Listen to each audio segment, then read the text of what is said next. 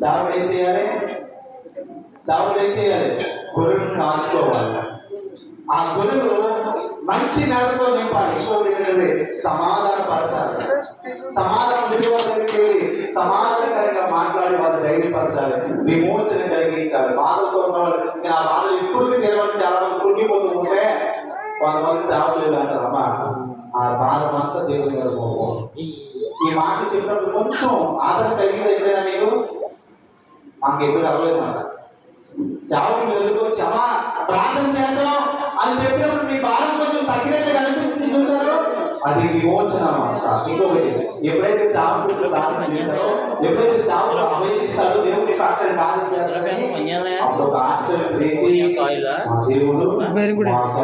దేవుడు సహాయం చేస్తాడు. సువార్త అనగా రక్షణ వార్త, సమాధాన వార్త, ఆశా వార్త. అసలు ఎందుకు ఈ బాధలు సుందరంగా ఉన్నవి అంటున్నాడంటే వాళ్ళు శుభవార్తను తీసుకొస్తారు దగ్గరికి. నిరాశలో ఉన్న వాళ్ళ దగ్గరికి సేవలు తీసుకొస్తారు తెలుసా? శుభవార్తను తీసుకొస్తారు. వాళ్ళ చీకట్లో ఉన్న వాళ్ళ దగ్గర తీసుకొస్తారు తెలుసా? వెలుగులు తీసుకొస్తారు. చాలా మంది జీవితంలో ఏ ఆశ లేకుండా ఉంటారు. వాళ్ళు వచ్చి దేవుని నామమున ప్రార్థన చేసి ఇంకా అయిపోయింది మా జీవితం అనుకున్నటువంటి సమయంలో నిరాశలో ఉన్నప్పుడు సేవకుడు ప్రార్థన చేసి 4 మాటలు చెప్పేటప్పటికి వాళ్ళకి ఏం తెలుసా?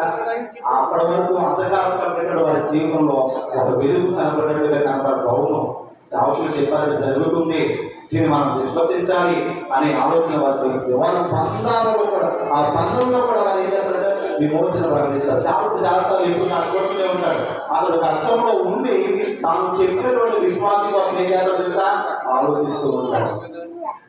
ఈరోజు కాంగ్రెస్ సేవకులు ఎవరు కూడా మన కొరకు ఆలోచించారు. కానీ నిజమైన సేవకుడు ఏం చేస్తాడంటే అవసరం చెప్పబడితే ఆ